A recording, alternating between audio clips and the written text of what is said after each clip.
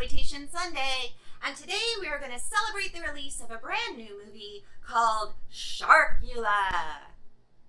I'm going to tell you all about this movie, and believe me, the movie is bananas. But first, I do want to remind you to hit that like button and subscribe so that I can keep bringing you these ridiculous reviews about ridiculous things. This movie comes from the skull contents of a Mr. Mark Polonia. And for those of you who are familiar with his work, or the Polonia Brothers movies, this is low budget, kids. I'm talking low budget. He is the king of schlock. He has got like 1 million movies, and they are all super, super low grade.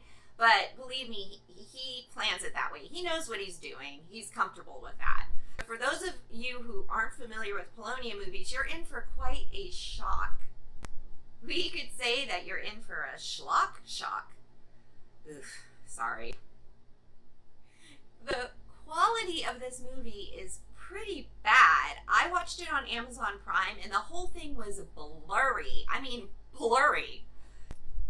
But I'm not going to completely rip this movie to shreds because of the shark. The shark is adorable, and I am quite fond of Polonia's sharks in his Sharksploitation movies. They're always kind of like claymation, but not quality Harryhausen claymation, but kind of like if you took a ball of Play-Doh and you shaped it into a shark and then you just ran it along a cheese grater for about a half an hour, like that kind of quality. Adorbs. Our shark in Sharkula, I mean, I don't want to ruin it for you, but it's just a shark head with bat wings. I don't even know how it has any form of locomotion, but who cares? Dracula also turns into quite an adorable claymation bat, and there's some sort of a dragon head bat thing that flies around that I'm not really sure what it's supposed to be. But I don't know. You can tell me in the comments if you figure it out. The movie is a loosely based adaptation of Bram Stoker's Dracula. And we open with a scene, blurry as it may be, a scene of villagers chasing Dracula to the seaside cliff. And they kind of throw some steak kitchen knife looking thing in his chest and some fake blood comes around and then he falls off the cliff. And then it turns out that while he's in the water, a great white shark comes along and bites him, and he transfers his powers into this great white shark, and then we have Sharkula! Woo! Alright, let's break down some of the plot for you. These two doofus guys, one is named John, and the other one, I have no idea what his name is. I don't even know if they said it. I don't know. But anyway, these two doofuses show up in this New England seaside town, and they're invited to have a summer job by a man named Vladimir Constantine. Oh yeah, and the town that they're in is called Arkham, and they even talk about Miskatonic University. So yeah, even Lovecraft is getting ripped off in this shit show. Should you still be watching, not put off by the blurry quality of the film, you will find that they meet this mysterious man at the Bucket O Chum Inn and Restaurant. And they meet Renfield. And the guy who plays Renfield, I'm not sure what kind of accent he's trying to do, but I think he's trying to do a Maine accent. I have no idea. If you are to have an adaptation of Dracula, as shitty as it may be, you need a Mina. And of course we do have a Mina. And she works in the town's historical society library. And we quickly find out that she's Renfield and the Master's love interest, so it gets a little complicated. But most importantly, high priority is we get to see the shark. Oh my god, so cute. And his eyes glow sometimes.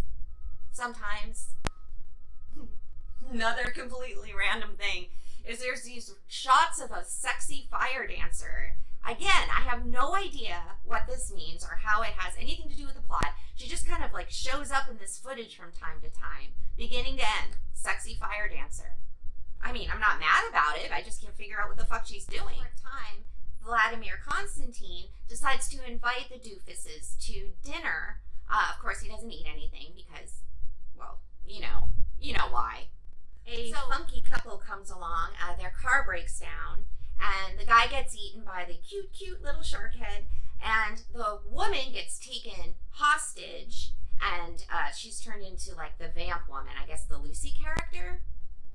The other doofus guy, he finally sees the shark, and he's catching on now that his friend John is missing. He meets up with Mina, and Mina divulges to him that, hey, the ruler of this town, your boss, is none other than the king of the undead, Dracula himself.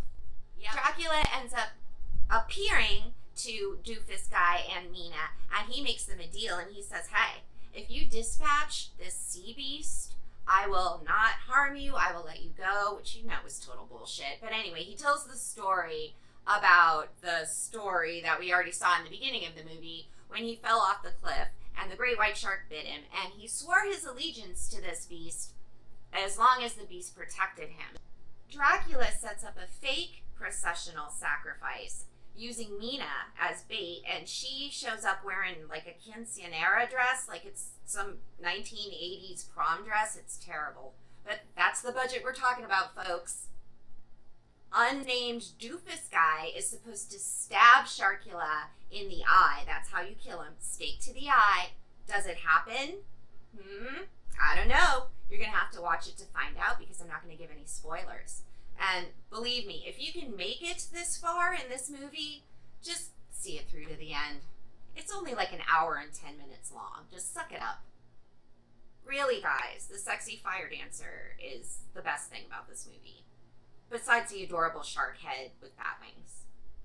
So, if a low budget schlock fest about a vampire shark toots your horn, you should go out and immediately see Sharkula. And by out, I mean out to your living room, to your couch, to watch it on streaming, because they're not in theaters now. Was this my favorite of the Polonia movies? No, but it wasn't that bad. And again, I'm comparing this to Polonia movies, which are always that bad. But this is less bad than the most bad of that bad. So it's not that bad. Does that make sense? Well, that's it for today, folks. If you're interested in purchasing my book, Encyclopedia Sharksploitanica, you can do that in the link in the description box below. Thank you so much for tuning in and listening to me rant about movies I watch so you don't have to.